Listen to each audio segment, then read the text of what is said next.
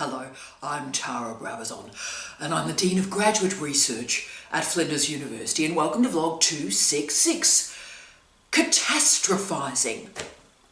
Catastrophizing. This vlog comes by request from a wonderful student and her supervisor, and both would like to remain anonymous, perhaps for pretty obvious reasons, because this remarkable student is enjoying her PhD, great relationship with the supervisor, everything's going well, except the students around her are creating micro-traumas and catastrophes every single day.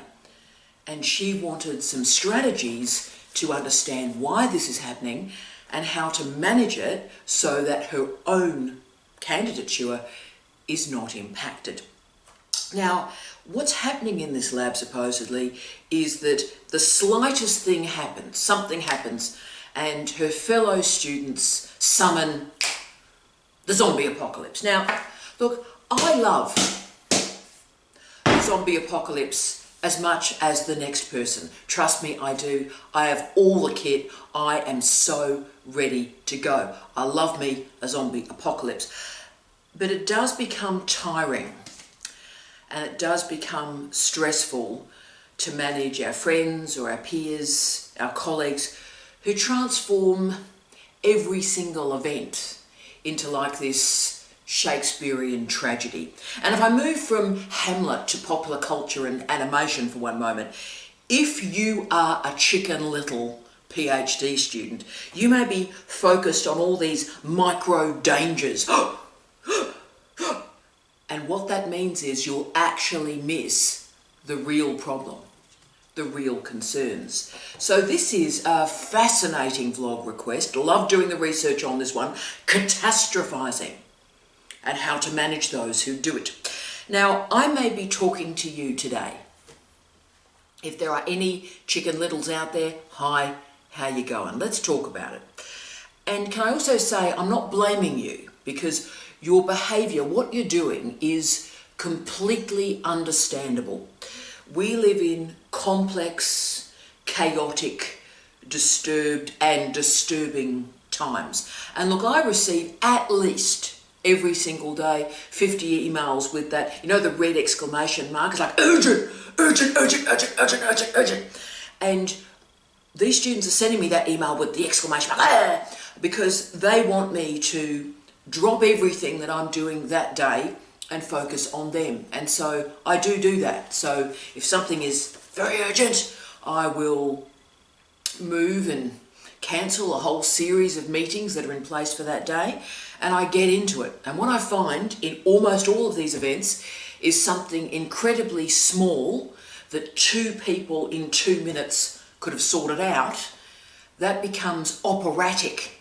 And so 5 people have to spend 5 days trying to work through a resolution for that student and or supervisor. So as you can see, catastrophizing has pretty profound consequences. But firstly, I want to acknowledge that what you're feeling is real and it's meaningful. And certainly the context to which you are responding is frightening. I understand all of that.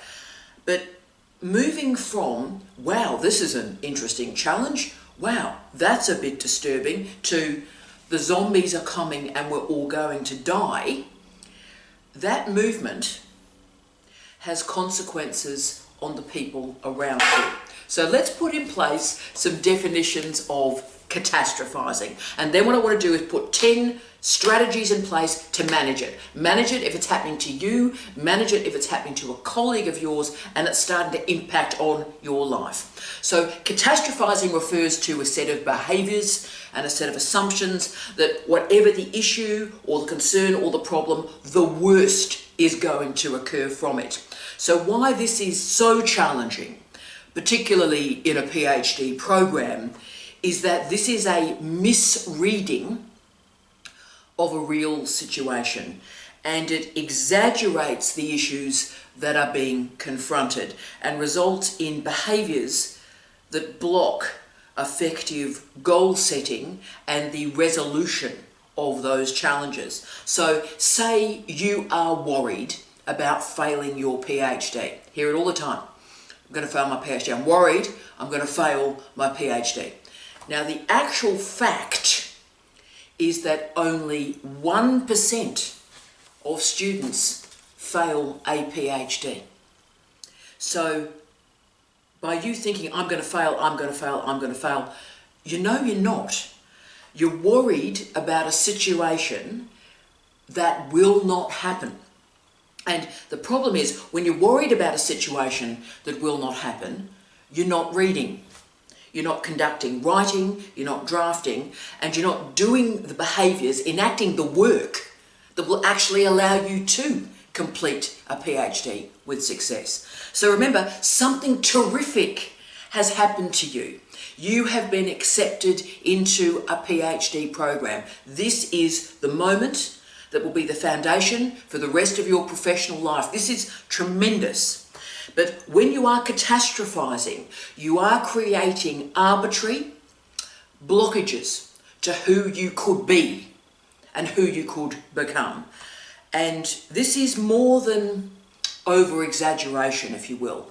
Catastrophizing is a habit, and it's also a proxy.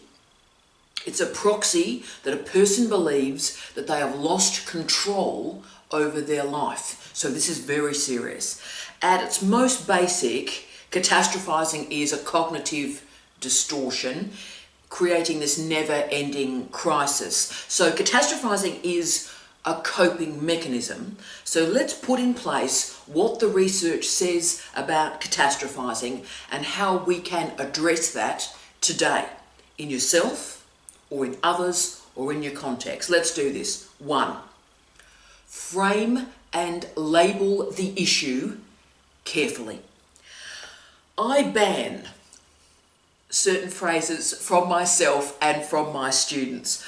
And one of those phrases I ban is any sentence that begins with, I will never be able to.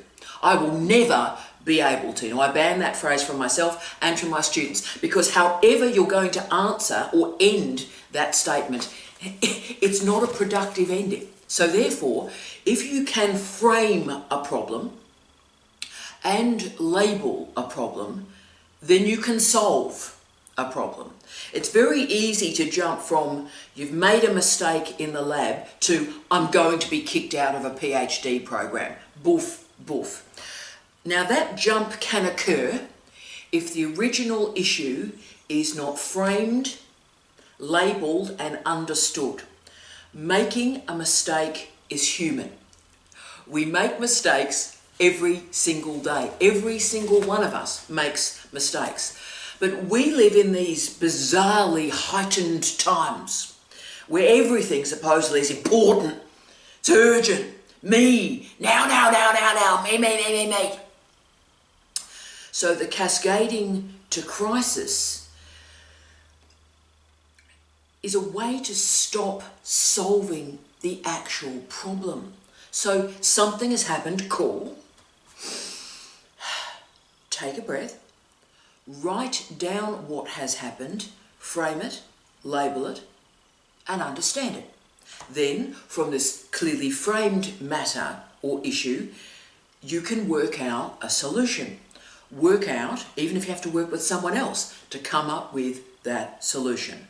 So we must not assume that all issues are life-threatening, urgent, important. 99% of life is pretty boring, pretty banal, and pretty silly. And the thing that is so terribly important, you may not even remember tomorrow, let alone in a year's time.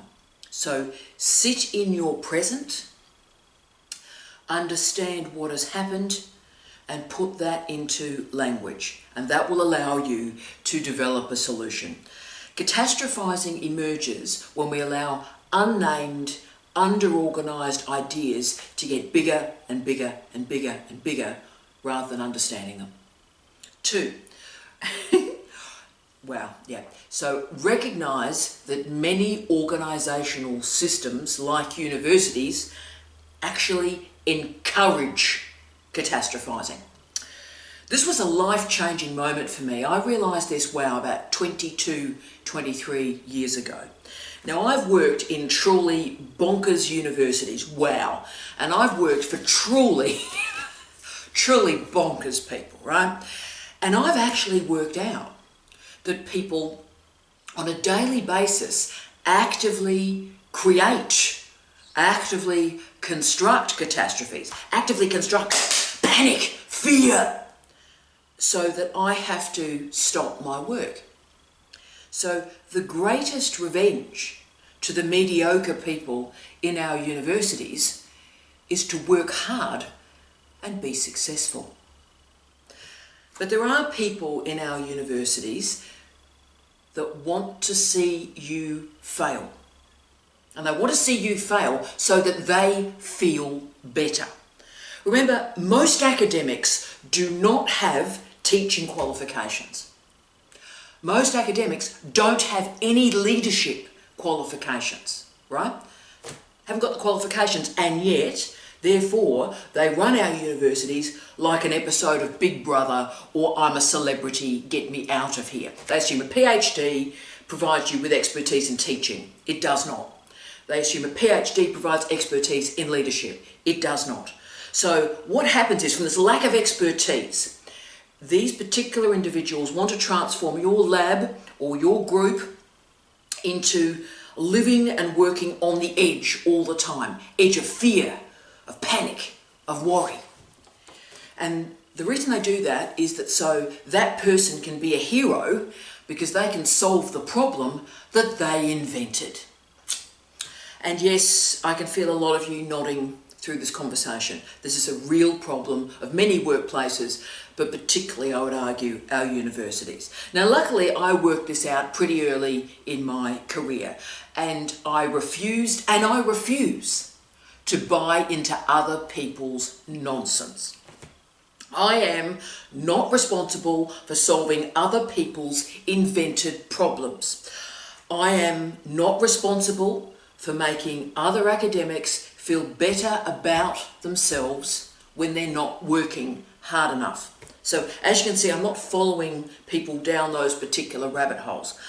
My role model in helping me step out of university culture, step out of this catastrophizing, is probably of no surprise to you. My great life role model is Endora from Bewitched. The mother-in-law from hell. The best eyeliner in the history of television. Now, Endora would appear and disappear from situations, never too bothered about other people's traumas at all.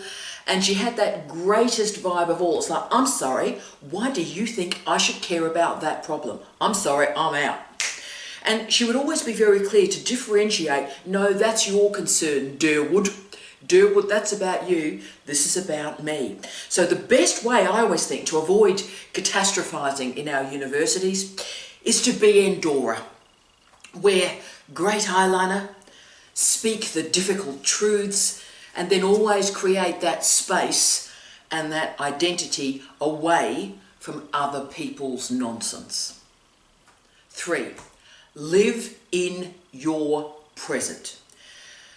Now, most days I spend a couple of hours managing students and supervisors who are catastrophizing. And that's why this request from our wonderful student and supervisor was so amazing, because I live this every day, and yet I didn't have a sense of looking at myself and coming up with this as a vlog. So I'm so grateful to the student.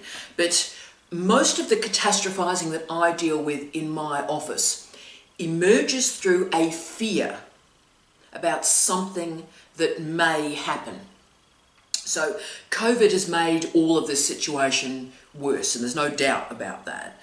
And I always have a singular bit of advice for students or supervisors. And this is a bit of advice that not only stops catastrophizing, but is a characteristic of the most successful people. And that one bit of advice I give people is simply live in the present. Don't be drawn to the past. Don't get worried about a future that probably will never happen. So work on your now. What can I do today? What can I do in the next hour? Now, yes, you can spend the next hour complaining, offering excuses, being trapped in fear, or blaming other people for the state of your life. Or you can take the next 60 minutes and do something. You know, write something, read an article, check some references. Great. So then at the end of that hour, you've done something that actually makes your present better. Now you can complain for an hour, but you've done nothing. You've done nothing. The best way to avoid catastrophizing is to avoid those people around you who are catastrophizing. Live in your present. Have a good day. Work a good hour. 4, avoid self-pity. The toughest people to help as a friend, as a peer, as a colleague are the students or the supervisors, the advisors that get completely lost in their own self-pity. So when selfishness, self-absorption and catastrophizing align, it's almost impossible to get the person out of it, right? And that's when we start to need professional assistance and talk therapies.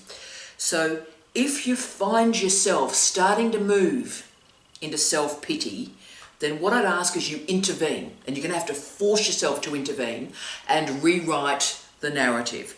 So instead of concentrating on everything that's going wrong in your entire life, or indeed everything that's not perfect in your entire life, wake up in the morning and you know what? Recognize the privilege of conducting research, the privilege of being given the chance to do a PhD. A qualification that just over 1% of the world's population holds. What a privilege that is. So when stuff's going wrong, when research is going wrong, that's cool. Research always goes wrong. That's why it's research. If a PhD was easy, everybody would have one. So instead of focusing endlessly on what's going wrong, focus outward. What can I do? What can I do? Put another way, think a lot less about how am I feeling, how do I feel, how do I feel. Focus on what you're doing rather than what you're feeling. And ironically, if you do that, you'll feel better. So self-pity traps you. Doing something, working on your PhD, moves you beyond yourself and gives you a new context and a new vista. Thank you. Excuse me. 5. Know that you can cope. 5. Know that you can cope. Catastrophizing really has 2 phases, right? The first is we predict that the worst outcome is about to happen to us. That's stage 1. The worst thing is about to happen. But secondly, we assume that when that outcome does happen, we won't be able to cope. Now, this second problem was an issue of mine, I think, for a lot of years, right? And I've been in a lot of pretty dreadful situations, dreadful jobs, dreadful people, crazy situations. And when I've been in that situation, it's like, okay, right, I'm here. But my problem was I'd then say in my head, right, well, I'm not going to be able to manage this, right? I'm not going to be able to do it. So, you know, when the worst things happen, you know, your partner gets a terminal illness, your partner dies, these sort of terrible things. They're terrible things, right? But then the second stage is the problem where you just go, I can't manage. Our first response with these dreadful circumstances is often, this is too much. I just can't handle it. There is no way I can manage this, right? And look, like most of us, I have to go into meetings most weeks that are damn uncomfortable and are pretty yucky because some random academic wants to sort of name call, be nasty, push me down, push other people down, make everybody feel small so that they feel big, right? And, you know, that happens to me all the time, happens to you all the time. We look at our calendar and you see, you know, that dreadful meeting with that dreadful person and you just go,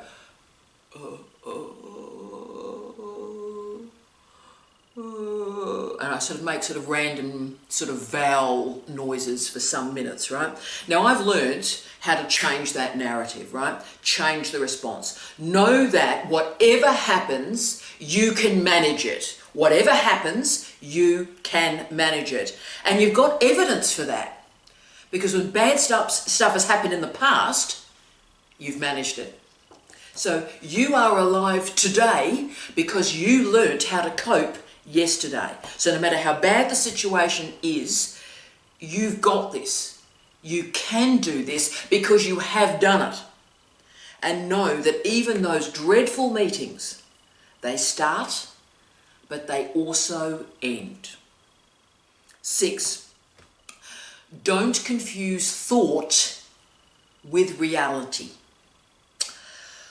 One of my favourite studies ever confirmed that up to 70% of our thoughts are negative. 70% of our thoughts are negative. Wow. So that means in daily life, about 70% of the time, we're all moving around and we're thinking this isn't going to end well. Unbelievable. But of course, that thinking is not reality. Thinking is a way of managing reality, or indeed not managing reality. The problem we have is that we are confusing what we think about something with what is actually occurring. We as researchers, therefore, need to get some data points, okay? Before you go all gothic on me, before the zombie apocalypse comes, go, oh, I'm thinking this. Is it real? Find me some data. Find me a data set. Now, if something does seem a bit of a problem, then get some more information about it. Check your thinking. Do a bit of reading, see what's going on here. And know that just because you think something does not mean that it's real.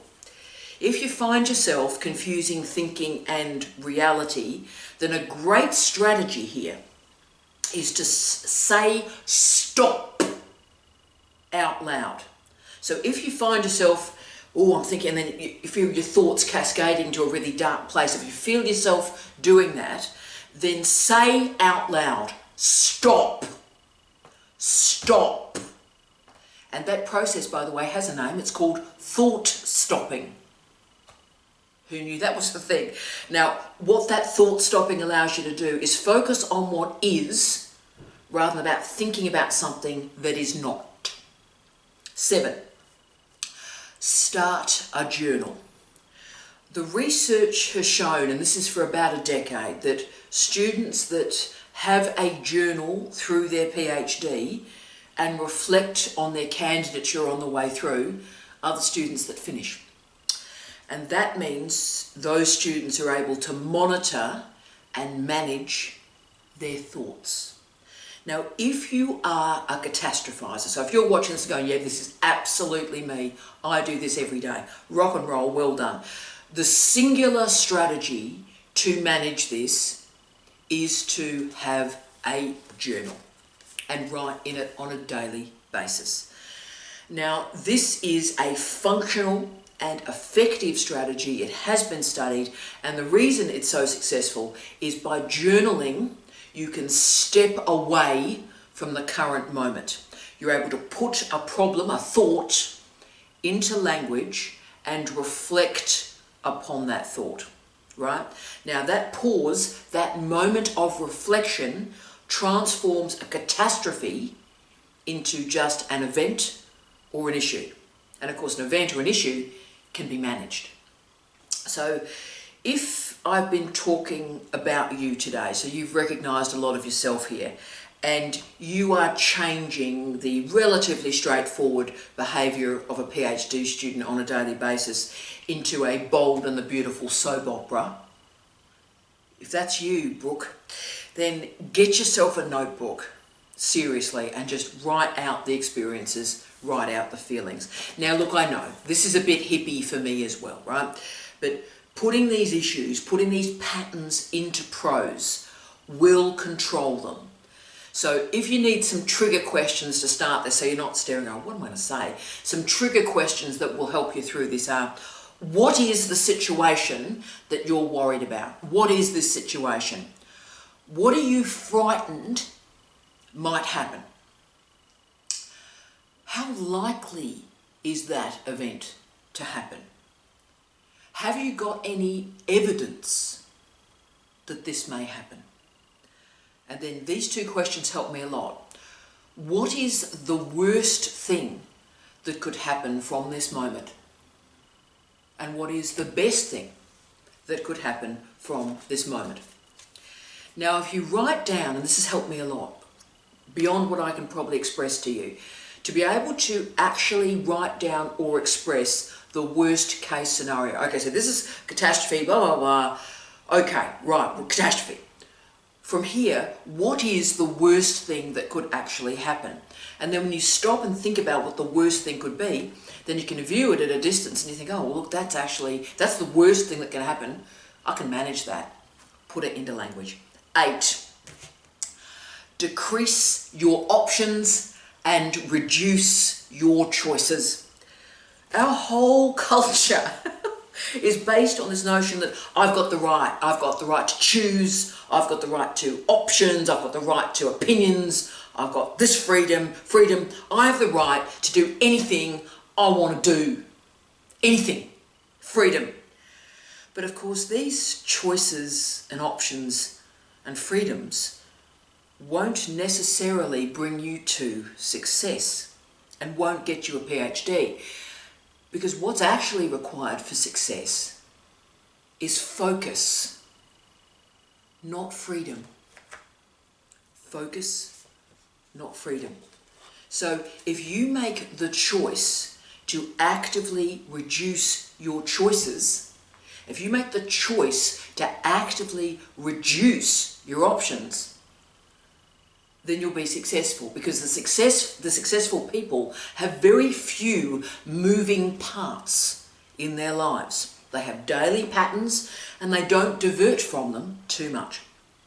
They save money because they choose not to choose. So they choose not to buy that cup of coffee and actually make their own. They choose not to buy lunch and bring it from home. They save money. They choose not to choose. Similarly, the successful PhD students choose to work on their thesis, choose to work on that article, choose to read, choose to conduct that experiment. So rather than choosing to choose and therefore wasting time. So look at your daily life. Look at your daily patterns. Have you got spaces that are enabling too many choices for you? And that's allowing you to invent all these scenarios, the gunna, coulda, shoulda, getting involved in gossip and other people's lives instead of just focusing on your research and your business. So make a decision today to simplify your life. Order your life. Organize your life. And that choice to reduce your choices creates the focus that will allow you to finish the PhD, rather than think about all these different reasons why you won't finish your PhD.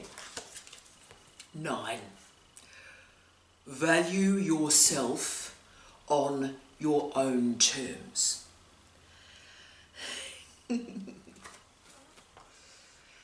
In higher education, you will be waiting for hell to freeze over if you are expecting someone to acknowledge your successes. We live in selfish and self-absorbed times. So if you only gain your sense of identity from what other people think about you, you are opening yourself out to catastrophizing. Now, that was my advice, by the way, to the student that asked for this vlog. Her lab mates are seriously oversharing. Love me an oversharer. And these oversharers are just worried about everything. And the trouble is, for the people that are doing fine, like you're okay, I'm okay, these oversharers are doing a lot of damage to the people that are doing okay. So the healthiest thing that all of us as workers in higher education can do is value ourselves on our own terms. So your health, your well-being, your happiness, your joy must never be wedded to what other people think about you.